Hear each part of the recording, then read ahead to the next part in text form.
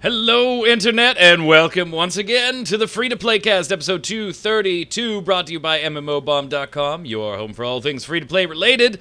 It's August 24th, 2017. You're watching it on the 25th or later. I am Mike Byrne, a.k.a. magicman, your host for today. We've got some first-look review stuff to chat with the panel today, particularly a game that a lot of people have been watching, because it might look a little similar to something a lot of people like, but can't play in a lot of areas. We've got some odd news, and we've got a title coming to the West that it's been a long time coming as far as some free-to-play gamers are concerned. But first, let's introduce the panel. Mr. Jason Winter, what's up, sir? Phantasy Star Online 2 is coming? Oh, shut your mouth. What else is there? Also fish. Your camera kind of went wonky. Can you pull it down a little? I don't know what happened. There we go. Fish. You have fish. Hey, fish. Yeah, fish. They are not coming to this. They're not cooperating. Get over. It's a tank full of water. I'll drop food in this in. That'll get them over, no problem. Also on the line, Mr. Noob Fridge, Troy Blackburn. What's up? I'm trying to figure out what I'm supposed to do with these now. Hold them until 2024 and then sell them to East Coasters. Yes. I'll just wear them. Please don't. Please do not stare directly at Troy. It could damage your eyes. He could. Yes, we had the solar eclipse happen in the United States this past week. That was interesting for a few hours, and then the world went back into utter chaos. We united over a celestial event, and then we're divided by everything else again. But in lighter stuff, we got games to talk about, so let's get started with the news.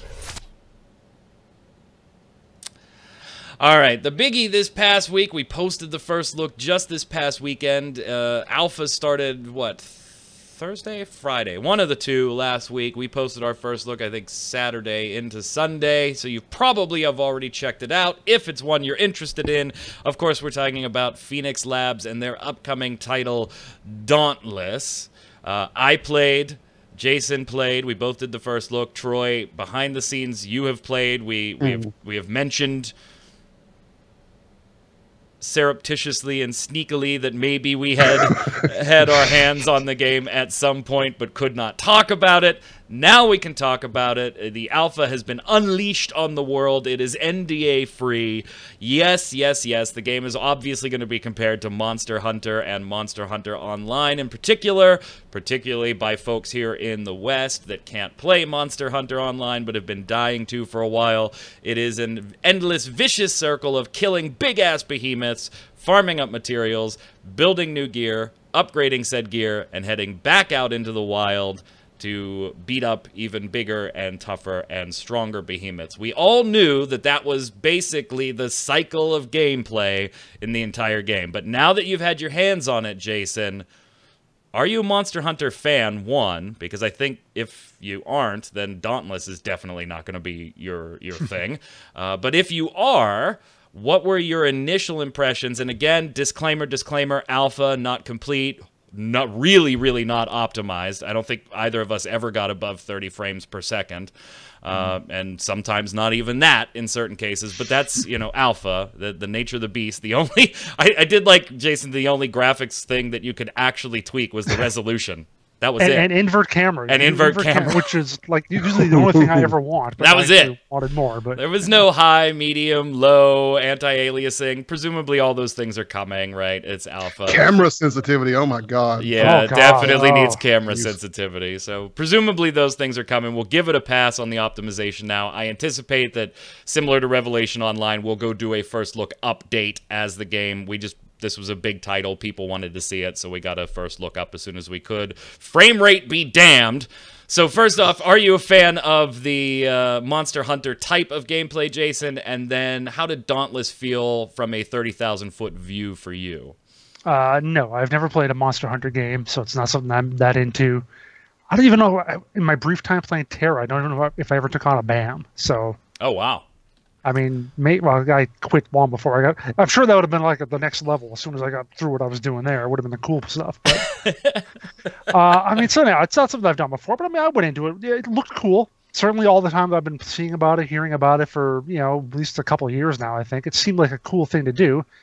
and this is really my second impression because I got to play it at PAX South back in January, and it didn't really make the best of impressions on me back then. I thought it did seem a little repetitive and grindy, even just an individual battle, just like hit your attack, hit your 3 attacks, do them over and over. Eventually, the monster falls down, or you do. And so I go into this thinking, okay, it's now they've got a little more of the game there. They got it's still alpha, sure, but they've at least got I can get a little more context than just the battles. I can see what else there is, run around the town, do a little upgrading, and so on. And it still just felt kind of bare bones, to say the very least. It's like I know I've complained about how Fortnite has way too much stuff, but it's got kind of that same core loop. Like you go out in the world, you do your thing with friends, you have a brief 20-minute or so thing of gameplay. Then you come back and figure out what you're doing with all your inventory, and then go back out and do it again over and over. I think I like the Fortnite loop a little better. It's got more to do. Maybe it's got too much, but that's the thing about Dauntless. Is I feel like there just needs to be more there. It just got too repetitive for me too quickly, I think. Yeah, and it is in the vein of Warframe in that type of style. Main hub or main menu screen. In this case, it's a hub city. And then instanced gameplay. Where I felt, to your point, that it started to lack a little bit was the number of zones you're going to. I mean, Warframe has tons and tons and tons of very different-looking places to go. Dauntless Even had Fortnite 2. has at least half a dozen or so. Dauntless different. has 2 key zones there. I believe they're adding a third in the closed beta phase, I think or early open beta phase. They're going to put a third one in there. But and I'm okay with instance-based gameplay, a la Phantasy Star Online 2, Warframe, those types of things. But I felt like even with, hey, I'm in the same place now, it just has snow. So I kind of got that repetition early. Now, to be fair, the game is built on the idea of repetition, right, Troy? Similar to a Monster Hunter Online. So you are going to be doing the same thing, and you know that from the outset. It's not like you expected something else, you jumped in and were like, oh shit, I'm doing the same thing. I go fight something for 20 minutes, I come back, I craft some stuff, upgrade some stuff, I go fight something for 20, 30 minutes, come back and do it. It is built on that loop, you know what you're getting, but I think there's a certain validity to what Jason says is the monotony kind of set in really, really quickly, to the point for me that I was disappointed that, yeah, I don't expect you to have hundreds and hundreds of behemoths built yet. This is definitely an overtime build. But I really didn't like that I was seeing the same behemoth models just in different skins within the first 5 or 6 main story quests. So I don't know. What were your thoughts so far, Troy? And are you a Monster Hunter fan, first off? I'm a guy who have played a couple of Monster Hunter games, some of the older ones. I love them. I enjoyed them. I was never hardcore like a couple of my friends are. They freak out over Monster Hunter, and especially when they first saw Dauntless, they were super excited. To me, this is probably one of the more, what's the word I'm looking for? More alphas I've been in a while. Oh, agree. Usually, man, by the time you pay to get into something like this, it looks, you get the feel like, the game's almost ready. This is pretty close. This one to me feels like it's still got a long way to go. And I think, to be fair, maybe our expectations shouldn't be that it's as close as some of these games tend to be when they claim to be on this point, and they're really beyond what they actually are. So yeah, I mean, to me, it's just it sort of echoing what you guys said, very bare bones. And just little things for me, like the UI in a lot of places looks very placeholder-y to me. I get that they're going for that cartoony, minimalistic look to kind of match the art style of the game, which I don't know that I think Jason maybe wasn't a crazy fan of it in y'all's first look. I enjoyed the art style, but to me the UI looks super placeholder in a lot of different places. I love games where you go out and you gather your resources and I can craft all my things. Everything I craft is super important. I wish more MMOs would do more of that and less go get the sword off of the boss and let me just collect the resources and craft. So that aspect of it. You're going to be doing that here. A lot of it, over and over and over. Yeah, and it's not just taking out the boss. Obviously, you're gathering resources from the zones that you're in, too. You mentioned art style. I think that is going to be something that's divisive. It doesn't seem to be something that's a middle ground. I like it. I know people that absolutely hated it. I haven't really come across anybody that are like, meh, whatever. It seems to be a little bit divisive. But I think at the core, there is something here, right? Obviously, Monster Hunter, very successful. So at the core, there is something here. I question some of where this could go. To me, combat, the biggest part of the game. Arguably the most important part of the game, right? You got to square off against these behemoths, and you got to do it with your weapons. It felt very basic. You have right now 4 different weapon types. All are melee, with the exception of if you want to call the chain blades secondary attack a ranged attack. But it's at its core, it's all melee based, which, okay, fine. If that's what you want to build, great. But even then, there wasn't any depth to it. There was a primary attack on the left mouse, a secondary attack on the right mouse, and you can hold tab for 4 different combos on each of those weapons, and then you have some type of special ability on cue. It didn't take long to master those combos, which is good in one respect, but by the time I had faced off against 3 behemoths, I felt like I knew everything my character could do. I wasn't trying to execute anything else, and I didn't need to. It just felt really overly streamlined. Maybe I'm being a little critical there, but I'd like to see combat enhanced a bit as far as, okay, these are what you can do now, this is what you can learn maybe later, and this is what you could execute if you have the talent to. I don't think there's any talent or skill that goes into combat unless you want to talk about from the dodging perspective, which is very important. That's where a lot of skill comes in, being able to read telegraphs, know just by an animation, not by some mark on the floor, that you need to get the hell out of dodge, and when's the best time to attack and when's the best time to back off. I think that has a little bit more skill, but as far as swinging the weapons, Jason, I felt like I had it all on 3 out of the 4 weapons, because I didn't play the hammer. 3 out of the 4 weapons within an hour of gameplay, and I think that's a bit too streamlined for me. Yeah, and I'll agree with you, and that's one thing I think was really good about this, is the monster attacks. Like, after like my second or third battle with a particular one, I recognized what his attacks were, and it's like, oh, he's raising his right hoof, he's gonna do that stomp on the right side, I gotta get away. Yeah.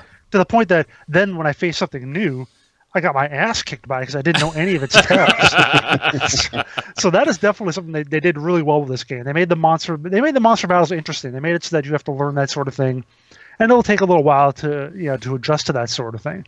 But yeah, in terms of the weapons, it seems like it wouldn't be that hard to just add a few more different types of combos. I mean, it's basically you got 2 buttons, so you can make 4 combos out of 2 clicks. Left, left, left, right, right, left, and right, right. For 8, you could do for 3 buttons, because you could have 8 different combos. So they've got plenty of room to add. But most and the combos, left, some of them are 5 clicks already. It's like they bypassed small combos. Yeah, that's future DLC, Mr. Winter. Third button combos, future DLC. Nah, but yeah, you're right. It's just a little too simplistic. Adding like you said, like a range attacks or something like that would be nice. A few more different kind of clicks for the button. Maybe they just wanted to keep it simple early on because they didn't want to overwhelm people with too much, but kind of think they might have erred a little too much on the side of caution there. And you guys are absolutely right, but at the same time, as a guy who was trying to use hammer a lot, a slower weapon, I can't tell you how many times I ended up comboing the air as the monster. It's like, no, I'm over here now, and I'm just like, oh my God, when am I going to get good? So yeah, it is shallow, but at the same time, I still don't think I've quite mastered, and of course I don't have a ton of playtime in it, but I haven't quite mastered what's there yet either. Yeah, on the other side of that spectrum, to Jason, one of the things you mentioned was, I think the behemoths are done really well as far as their combat and being able to recognize thing and being slightly pattern-based, but not actual, okay, I know what to do from start to finish here. There is some variety as far as the order of attacks or when they'll throw them or what's going on around them, and they'll respond.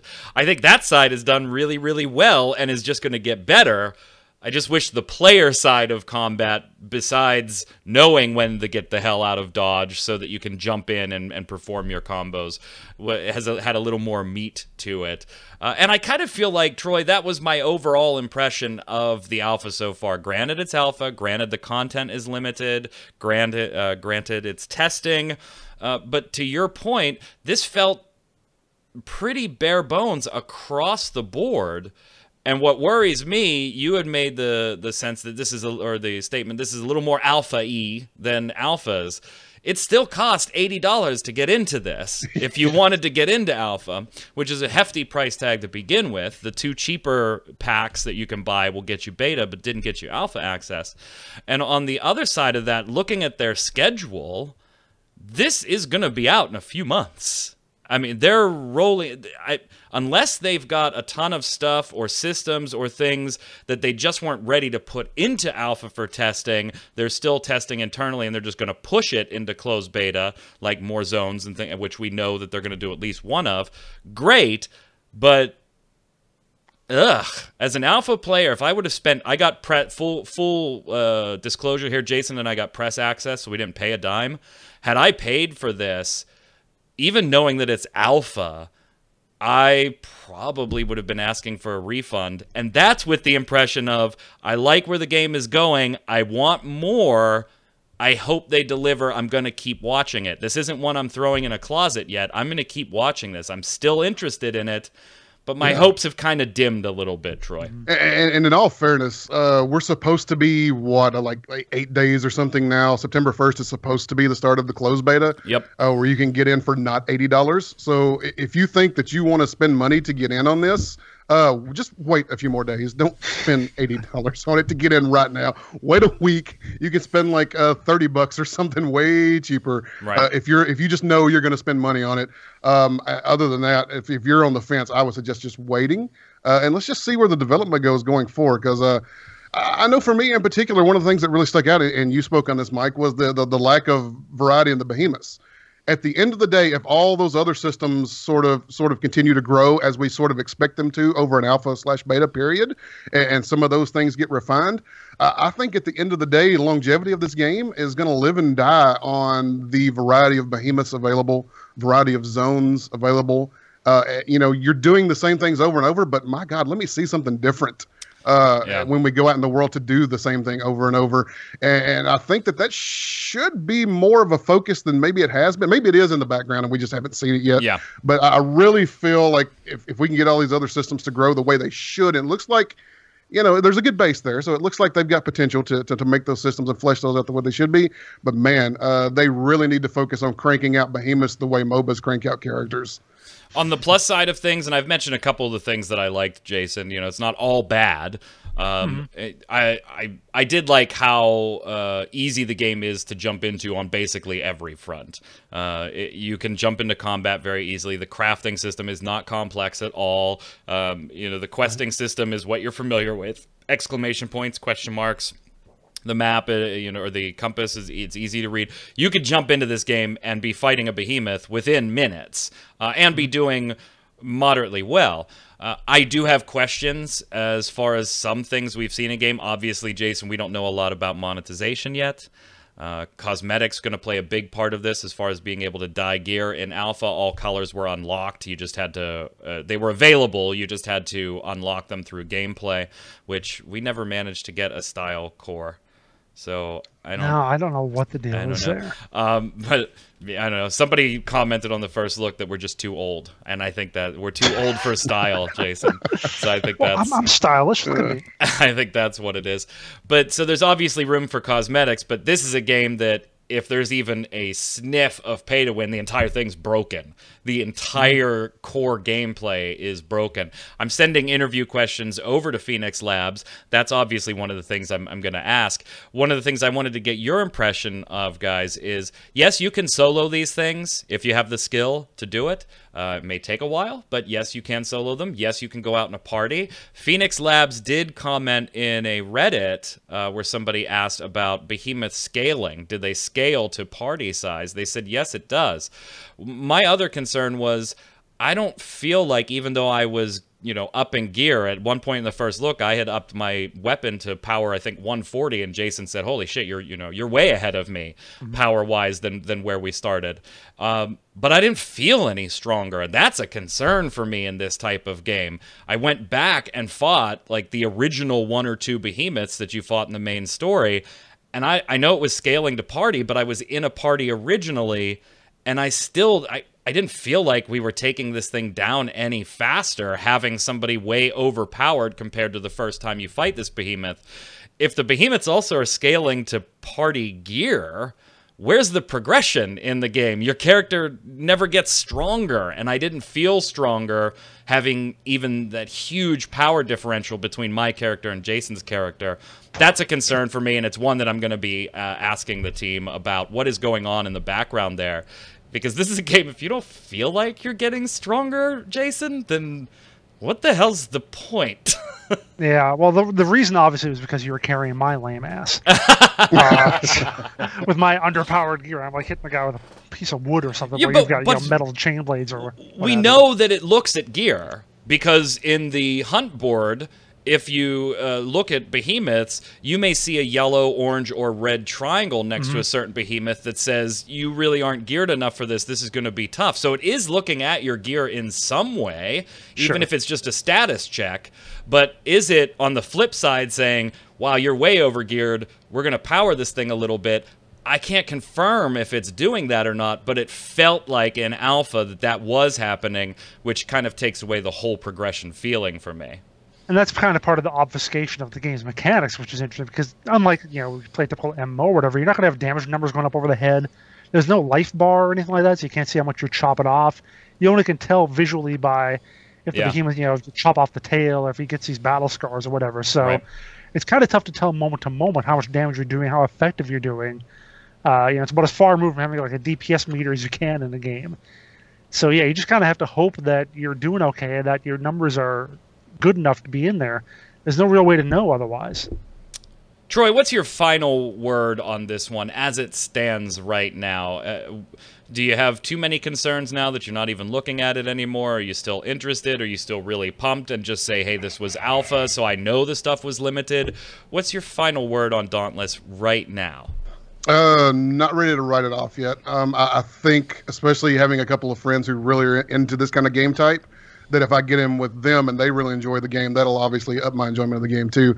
I probably so far have sounded maybe more negative than positive. There are things I like about the game so far. The shared resource gathering out in the world is fantastic. I love games that do that. We're not fighting over resources. Yeah. I love that your weapons determine your class, and I love there again crafting the important gear. I'm looking forward to seeing if there's a development like they're talking like closed beta here the 1st of September, and then like getting ready to launch like within just a few months here. And so, I mean, there's got to be some huge leaps and bounds along the way. I'm not saying it can't be done, but I'm more than willing to go back if some of those things, you know, when they announce like this next big update includes this, this, and this, and this, I'll be like, oh, okay, those are some of the things where it was a little bare bones during the alpha. Let's go check it back out now. So I'm not writing it off yet, but man, I'm not giving this sucker no $80. Jason? Well, I think you said you haven't put it in the closet yet. I've put it in the closet, but I haven't quite shut the door. But it's kind of creaking. It's kind of going that way though. But yeah, this is my second try at it, and it just hasn't drawn me in either time. So it sounds like one of those things that if somebody says, "Oh, you got to check this out. They did this," you go, "Oh yeah, I own that. I should. Yeah, I'll go check it out." Yeah, that's about it. For me, being a big Monster Hunter fan, it does not. It just flat out does not hit the Monster Hunter itch. At least the alpha build. Again, we're only commenting on alpha, and we've said some pros and we've said some cons about both sides and some concerns. It just doesn't in alpha hit the Monster Hunter itch for me. I'd rather go play Monster Hunter, and with the console version coming out next year, wow. I mean, I would just go and play that. But that being said, I think there is a gem here, or reword, there is the potential of a gem of a free-to-play game here. They are doing some things very, very, very right. The accessibility is huge because, like it or not, Monster Hunter isn't the most accessible thing for brand new players. to kind of jump into, depending on which version you jump into. So I did appreciate the accessibility. I like the art style. I like a lot of the systems that they have in place. It's all going to hinge for me on variety. I can deal with monotonous gameplay. I'm okay with that. I can deal with instance-based gameplay. I'm okay with that.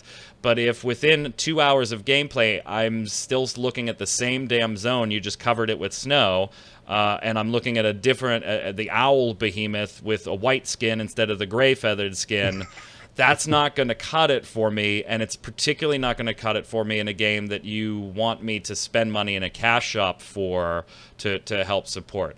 There's the potential of a gem here. It's still on my desk. It is not in my closet. Even with the door open or closed, it is sitting squarely on my desk. I'm still excited for this, but I think Alpha may have generated more questions in my head than assuaged previous questions that I already had in my head. And something important to keep in mind here that I don't think we've discussed yet, there's a huge market for this game that is starving for this if they get it right. So, I mean, the customers are there if they can hit the mark with it. Is it like another survival game where you don't even have to make it good? You just put a survival game out and it sells 1 million copies? I hope that's not what happens, but there's always that potential.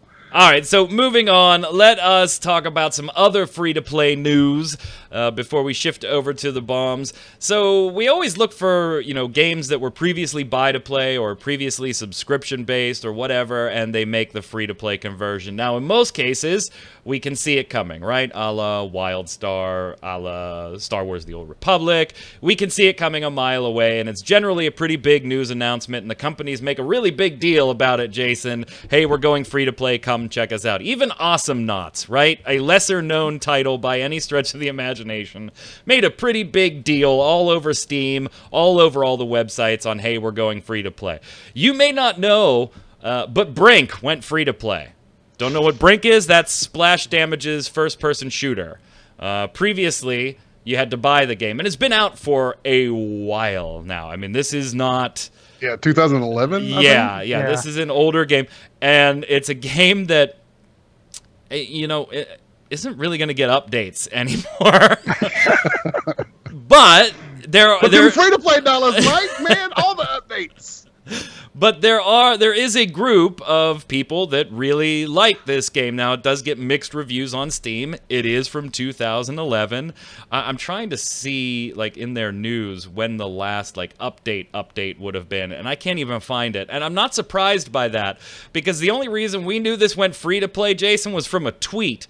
Not by the game, by Steam. So, I just checked on Steam charts to see how many people they had playing this game before free to play. Guess what it was on like the day before free to play? The last update, the last time they pulled the site for how many people were playing. Here's your high low for the day. Oh, God. How many people were playing Brink on Steam? 900. You were close. It was 9. All right, maybe I gave the people that were saying good things in the reviews a little too much clout. 9. A little too much clout. And that's not a fluke. Looking at the previous days before previous month, it gets up to, looks like it's 15 at one point. Watch yourselves. So wow. Now it's free to play. Mixed reviews, shooter. I never played it. Published by Bethesda. I didn't even know that. I didn't even know that until I went to... By the way, I'm going to read the entirety of the announcement on Steam for you. On Steam's the game page for this.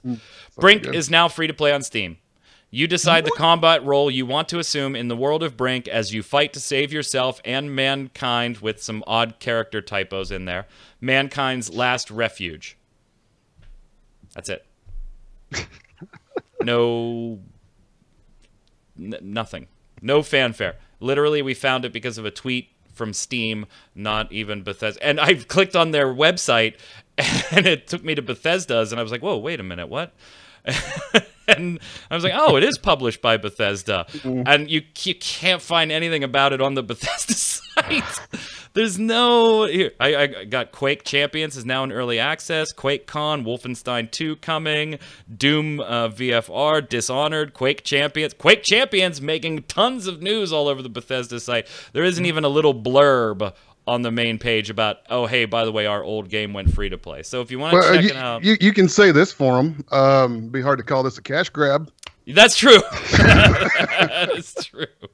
Troy, you're going to take a look at it this weekend and get a first look on this one. So we'll see what a 2011 shooter looks like now that it's free to play. People that play the game are pretty happy about this just for player base size, but...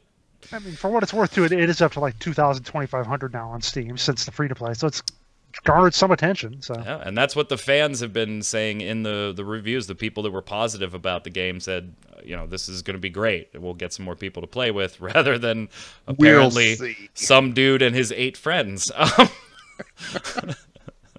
So you're going to check it out. Probably just sitting in the lobby, not even queuing up. You're going to check it out for a first look, Troy, right? Yep, we're going to do that this weekend. So we'll figure out the whats and the wins and the whys, and where's the cash grab coming in at? We got to find the cash.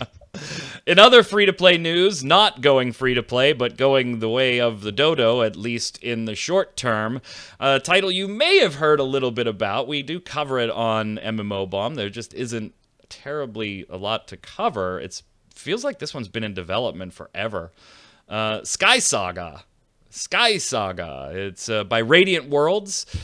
Not going so well. Publisher Smilegate, the negotiations failed. The contract expired, and everything's deteriorated to the point that the game is, quote, put on hold for an indefinite period of time. If you don't know what Skysaga was, it was, what, like a sandbox-type game here, Jason? What's up? Yeah, sandbox builder kind of game. And now it's Which, again, gone. could sell 1 million copies without even trying, but, you know. Right, right. Now, here's the interesting thing. We're getting kind of somewhat conflicting reports on this one. Smilegate's decision, CEO Philip Oliver had this to say. We were extremely shocked and saddened to hear... I'm sorry, this is... Radiant Worlds' statement, CEO Philip Oliver. We were extremely shocked and saddened to hear Smilegate's decision. Despite an extended period of negotiation, this came as a total shock to us, especially as we continued to believe the game has enormous potential. Alpha reviews for this have generally been positive, by the way. We have been 100% dedicated to developing Skysaga for Smilegate for several years, but since there is no prospect of obtaining enough replacement business within a realistic time frame, we have been left with no option but to notify our staff of the intended consultancy period today. Now, it's still in beta, but it's likely not going to see a commercial release. There's even layoffs involved in this. But then I'm reading other public statements that say we still want this to come. Maybe we'll find a different publisher and stuff. But that statement sounds pretty much like we're done. I don't know where to go with this, Jason. I can't believe, really, you were shocked that your publisher just decided, after all these negotiations, this just ain't working? I fail to see that this was a surprise, if negotiations were as bad as we're being led to believe. I can see it being bad, and then having the notion that, okay, if you guys don't want to be our publisher, you know, we'll find someone else. But apparently, I don't know what kind of schedules they had, how the money was working out, but I guess they've just decided that they just can't keep going at all, or the contract has just run out, or whatever. I don't know the details, but yeah, I could see it being a little bit of a surprise. Maybe it came as a little sudden to them. Maybe they were actually in negotiations, and Smilegate just said, nope, forget it, we're done. So, yeah. Kind of sad about this one, Troy, because, again, everything I've heard about it is if you're into this type of game, the developers were listening to feedback. They were doing the right things. This was moving along its alpha and beta path, and was looking at being a good free-to-play release, but now we may never see it. I'm actually sad about it too. This is actually a game that I'd been keeping an eye on for a while. I had just decided to not throw money at it, and I guess that looks like a brilliant decision at this point. I'm trying to do that less and less, man. Sometimes you still get caught, but yeah, I mean, I really had been keeping an eye on this and development and YouTube and patch notes and just kind of seeing where it was going, because I was kind of looking forward to, at least, I'm not saying I would have fell in love with it because I haven't played it yet, but I was definitely looking forward to a point to get my hands on it and to see it disappear is a little disheartening. And I'm sorry if you threw money into getting into early access at this point. Yeah, and really, Smilegate's official statement on it was just more of a "hey, sorry." We believe both Smilegate and Radiant Worlds worked as great partners with a meaningful experience for the last 4 years. Though we go separate ways, we're searching for an agreeable, settling plan that works for both sides. Smilegate will continue to put its best effort into completing the development of Skysaga with what has been created so far. We apologize to all fans who have been waiting for the release of Skysaga. So it's almost like a little confusing there, Jason, where Smilegate's saying we'll continue to put its best effort into completing the development of Skysaga with what has been created so far.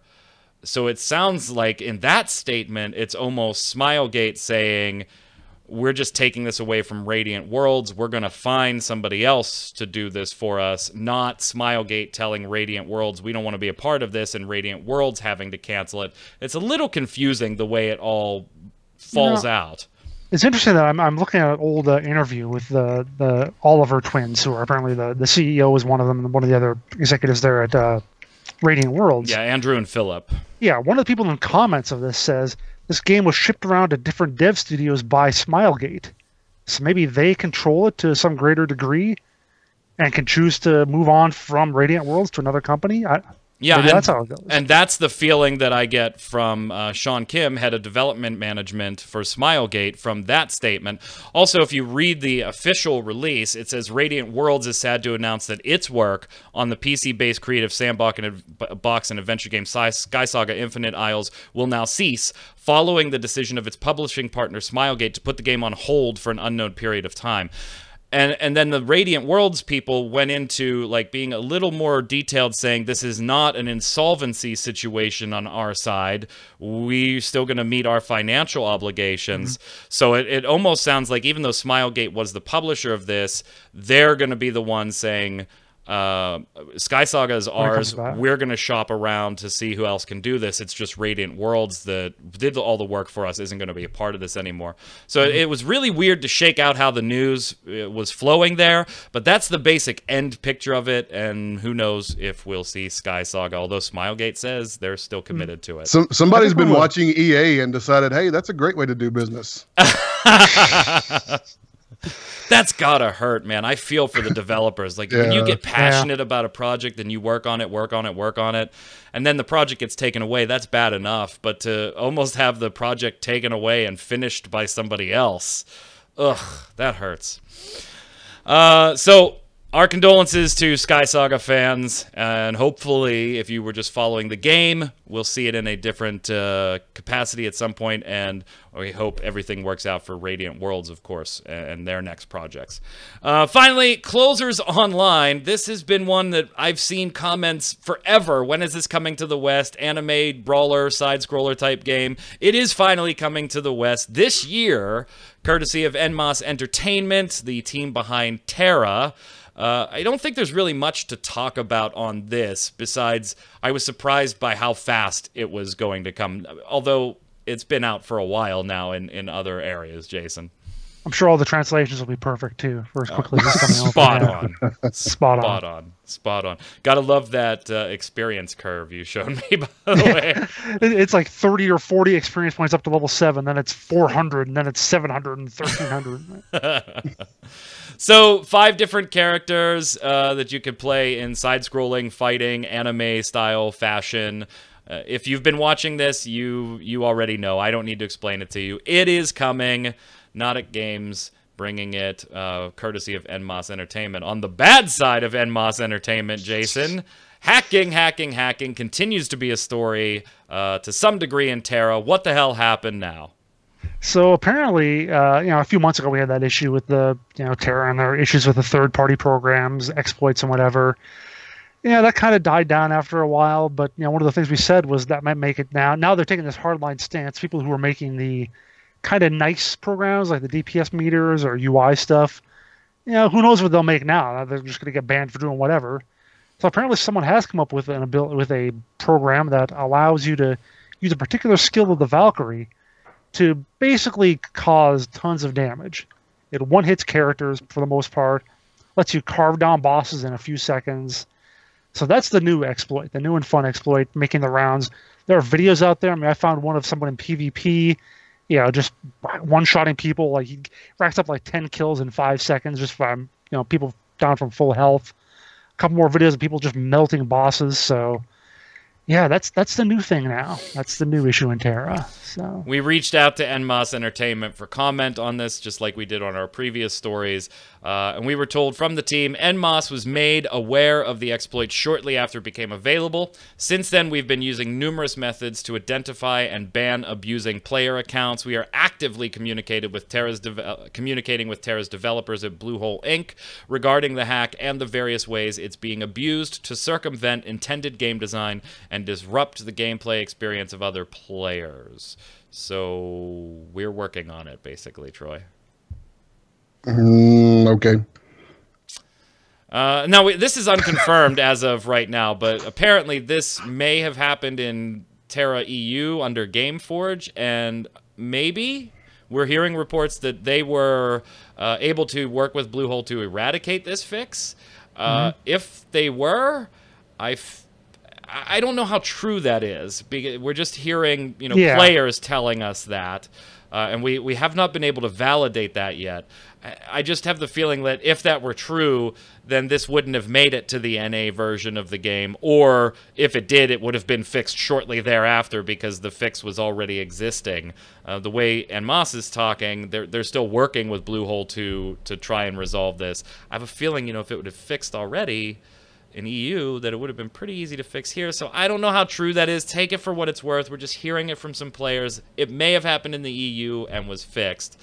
Maybe the key to fixing it is the pants on the Elon characters. I don't think at the end of the day, I don't think anybody's surprised by this, Troy, right? We mentioned this as part of the hacking story back then, that unfortunately when you piss off a bunch of people that know how to do this stuff and are really just trying to, for the most part, of course, they're bad apples, but for the most part, improve quality of life in the game through these things, whether they be illegal or not. When you piss that group off and they have nothing to lose anymore because you've taken their characters, you've opened a dangerous door, and I think we kind of saw something like this coming, right? And what's even worse, there are some of those out there justifying everything they're doing at this point with this. Yeah. They're not the bad guy. It's Bluehole's fault. It's En Masse's fault. It's whoever's fault except theirs. They're not doing anything that's just outright whatever it is they think that they're getting away with. It's just it's obscene. I mean, you got the people who do it just out of spite, and then you got the people who think they're like completely justified in, well, it's there, so I can just I'm taking advantage of it. You're the one that's got the loophole. But it would make me good at PvP. Nobody. It's what you need, man. Let's slide over to the weekly bombs. I'm going to give the old predictable bomb to Ghost in the Shell First Assault closing everywhere now. We talked last week that it was closing in Japan, and I speculated that, hey, when a Ghost in the Shell anything closes in Japan, that's probably not good for the Ghost in the Shell anything across the rest of the globe, seeing as how big Japan is into Ghost in the Shell in general. So, yeah, closed in Japan, and not a week later, we're talking about it closing everywhere else. I'm going to give that the old predictable bomb, and as if that weren't bad enough to add insult to injury, when you look at the post of this on the Ghost in the Shell First Assault forums, this news is posted by a staff member that operates under the handle predictable. So, yeah, I thought that was funny. Jason! But how's Ghost Recon doing? Shut up. There's a typo in the show notes. I was thinking about too many things. Too many goats. All right, I'm going to give a dub bomb to Out of the Park Baseball 2018. It's been my new obsession the past few weeks. Baseball simulator, full of stuff. It's like what EVE Online is to an MMO is what this is to a baseball game. Just spreadsheets and numbers the whole time, and I love it. I've done this sort of thing for like 30 years, but now I've got a really good computer program doing it. Got a free copy that I won in a contest. So if you're into that sort of thing, if you're into the Stratomatics and that sort of thing, it's a great thing to have. Troy! I'm going to give a very small A-bomb, and the reason it's very small is because this is just sort of my built-in hopes and expectations of what I was hoping for, to the Guild Wars 2 Ranger Elite Spec Soul Beast, the new one coming in Path of Fire. I love anybody who hangs out in my stream. I love my Ranger. He's my main. He's my guy. I love the longbow. I love the range combat. The new spec, I don't know what I expected because it also provides you the ability to use a dagger. You absorb your beast, and that's a really cool concept, except it's like 98% melee based, and it does nothing. There's no use for it almost whatsoever for my my longbow loving Ranger. So I'm a little sad. There again, I'm not saying that's how it should have been, but I was hoping I was going to be able to make use of this elite spec, and I'm not going to be able to. So a small A-bomb just because my feelings are hurt. Aww. From the viewers, Rhea says, Lawbreakers, talking about our chat last week, has failed to catch the attention at launch. It's mediocre, not bad, but mediocre, lack of content and game mods. It's basically another shooter to get bored with, and we have a lot of those free to play, so no one wants to pay for another shooter. Nexon does not want to hear that from you, Ray. And so look for Nexon to be banning your YouTube account. Congratulations. Go ahead, Jason. Pixelated Donkey says, I think Cliff, I assume he means Cliff Blazinski. Yep. I think Cliff is just trolling. There's no way that someone this moronic and or has this little knowledge could be in charge. I almost choked on my damn candy when you read that paragraph. I think I heard that somewhere before this. Which paragraph was that? I wasn't on the part show of his last interviews. The interview from, what was it, Gama Sutra? Yeah, whichever one where he's like, oh, you have to have energy systems in a free-to-play game. We can't do that. It's like, come on, man. There's more there. Oh, but there is shit to do. The farming thing. The only reason most of them feel like a chore, i.e. farming, is because we are forced to do them over and over to get equipment as opposed to because it's fun to do. For example, I run through 4 to 5 flashpoints, Star Wars, SWTOR's equivalent to dungeons, in a row because they can be damn fun and are decent practice. Same in Guild Wars 2. I like running a few dungeons, rest a bit, and then do a few more because it's fun. But if I have to do it because I might get a drop of something I need, then it's just work. And if nothing drops, F this game, I am out. I said that a few times. PPS, Troy, I missed your streams. My schedule's a bit messed up right now. By the time I get to the computer, your stream is over. Troy, obviously, you got to work your streams around this person. Hey, Donkey, don't feel bad, bro. I appreciate you when you do come and hang out. My schedule's a mess right now, and it's going to stay that way till about November. Yeah. So somebody on YouTube, it's not just you, broski. Somebody on YouTube replied to Pixelated Donkey on your behalf, saying that same thing. You're not missing much. His schedule's all foobarred too. Yes, it is very crazy right now. So we'll clean it up, but it's as soon as haunt season's over with, man, I'm back to. I got nothing else to do. So. And Pixelated Donkey, right along the lines of you talking earlier, Troy, if I make me go and farm up the stuff to make my super weapon, that's fine. Don't make me do it just for a chance at said super weapon. Yep. So, same thoughts. Go ahead, Troy. Joshua Knight, best da bomb ever to Domino's Pizza Australia, who added to their normal $35 home delivery pizza 3 pizzas, garlic bread, and a drink. This week, a full version, either PS4 or PC, of Final Fantasy XIV, including all expansions for only $15 more. Best pizza night in for a very long time. I bet. That sounds amazing. Yeah, so originally when I saw that on my launcher, I was like, oh, okay, this is, what? Are we going to be able to order a la EverQuest 2? Is that what it is? Then saw that it was Australia. I was like, yeah, you just called Domino's Pizza. This package that they offer in Australia is normally $35 if you pay $50 instead. So for $15 they give you a Realm Reborn, Heaven's Word, and Stormblood for PlayStation 4 or PC. And I gotta say, it's kind of genius. It's kind of genius, actually. I think I could order? Think I could call up Domino's in Australia, get them to order me here in Maryland? Yeah, but I don't think the 30 minutes thing applies anymore when you do that. Yeah, so. I can wait a little while. I mean, if it's 45, that's fine. You know. Leary19 says, and this is in response to Zach talking about the Amazing Eternals, and once people test it, they're going to want to take cards out and stuff like that. Leary19 says, well, we have already tested it, and in the closed alpha, everything seemed to be very well polished. Cards would be added and balanced very often. It shouldn't change too much. Maybe add a real board game mode. I agree. That's a point that I made, that the board game portion of this was basically just a progression chart. But for now, there hasn't been a lot of complaints about the card system. I personally didn't mind the card system all that much. It's pretty fun, but it does need a little bit more cards. But the card system is the base of the game. They won't take it away. And I think I mentioned that when we talked last week. I disagreed that the cards would be going away, but I certainly felt that they would be changed in some way. Go ahead, Jason. Aren't the cards just powers? I mean, aren't they just skills? Yeah, it's basically like if they want to call it a collectible card game, but it's not. Yeah, that's what we were talking about. Was your article debating that this really wasn't a CCG? And I would tend to agree with you in this. It's more like if QWER for your character on League of Legends did not have dedicated QWER abilities, but you had a deck of abilities that would cycle in and out as you use them, that was in a random order. That's really weird. That's what it is. Wow. But if they call it CCG, they can get away with some questionable monetization issues, maybe.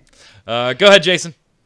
Michael Garinger says, "The bomb to Blade and Soul coming out for consoles. I think this would be a perfect match for the game. When does it come out? Hopefully soon, because my laptop gaming rig is getting dated and would love to play this on PS4. We don't have a date for that one yet. I think that was just kind of somebody making a comment at a convention or in an interview. And yeah, we definitely agree with you. Go ahead, Troy. Cylinderito 39, A-bomb to Paragon's New Dawn update. Don't know if anyone has already done this, but don't care. I like the new cards and card system, but so many things have been implemented so poorly, I'm baffled as to how Epic screwed up so badly. Mastery cost to level up heroes is not good. New players don't have access to all items at the start of playing the game. The UI is hideous and clunky, and balance is shit. The last two heroes are useless, while the four before them were stupidly overpowered on release. And Mike, you know that slow-paced game you liked in Paragon? Yeah. They gutted that out. It's pretty fast gone now. Almost Smite levels, but that I don't mind so much. Honestly, I have faith they'll fix it eventually, but I am likely never going to touch anything from Epic again. I'd rather not deal with this silliness. Also, the bomb, because it's still kind of cool, a girl's got to give credit where it's due. Yeah, so the game did pick up speed. So what's going on, why I'm laughing behind the scenes, by the way, is when I put your comments in the show, if I take them off of MMO Bomb or YouTube and I put them in the show notes, I don't edit them. I don't edit them in any way, shape, or form. So whatever language you viewers use is the language that the hosts are reading. And obviously, I don't want to edit it for content. I would never do that. But I also... like, people apologize, oh, I'm sorry, English is a second language. That's okay. Don't worry about it. We can figure it out. None of us here speak any other second language as well as Some you of us speak. barely speak English. Right. None of us speak any second language as well as you type in English. You're fine. Don't worry about it. So I don't edit anything. And so that was Troy trying to self-edit some of Sailor Naruto's comments. I mean, yeah, I don't mind, and I think as a whole we don't mind dropping a few words here and there, but like we do try to keep them to a minimum. So when there's like 3 just boom boom boom, I do try to like cut down on that a little bit. Yeah. Yep. Question of the week last week: what are your thoughts on Valve's new game coming in the form of a CCG? Even better, what should Valve have made if they wanted to put another title into the free-to-play space? And Burn It Shall says, I love that name. And burn it shall. To the question of the week, my opinion's quite complicated, namely all the nuances in the word ugh. As a free-to-play game, unless it's Dota 3 or Team Fortress 3, people will not be happy. But my preference would be a MOBA that truly acts as a primer for Dota and would be in between Clash Royale and Heart of the Swarm, Jesus, Heroes of the Storm as complexity, more leaning on the Clash style of gameplay. So some like a MOBA light to get those of us into something more complex like Dota. I could see a market for that. Jason.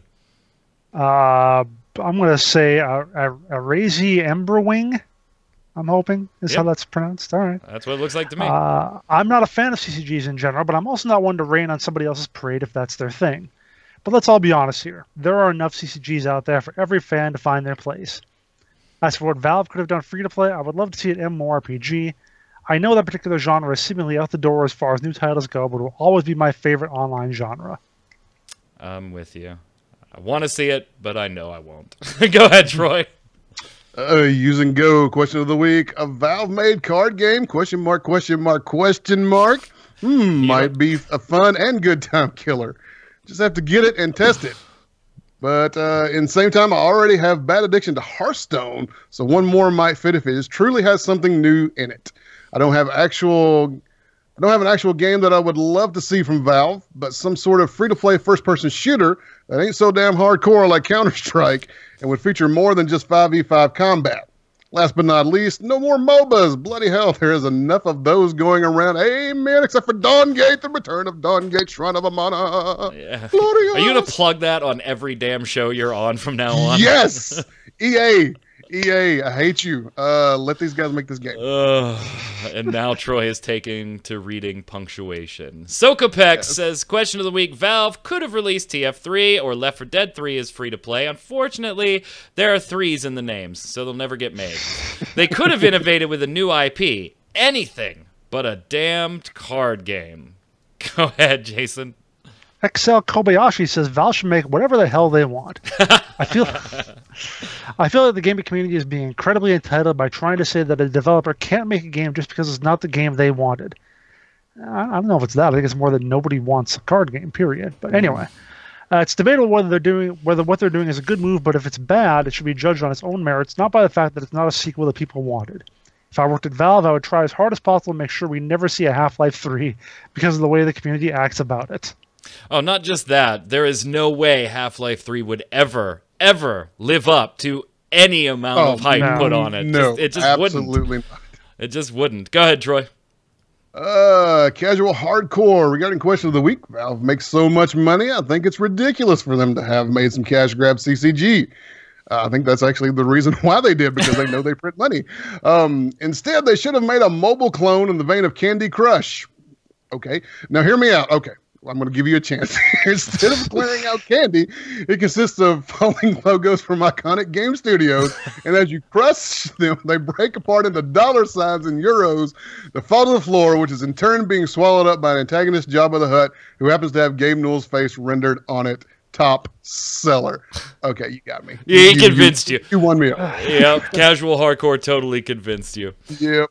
Elv1 says, as for the question of the week, Valve should make a new IP. Honestly, there is just too little of this going on around.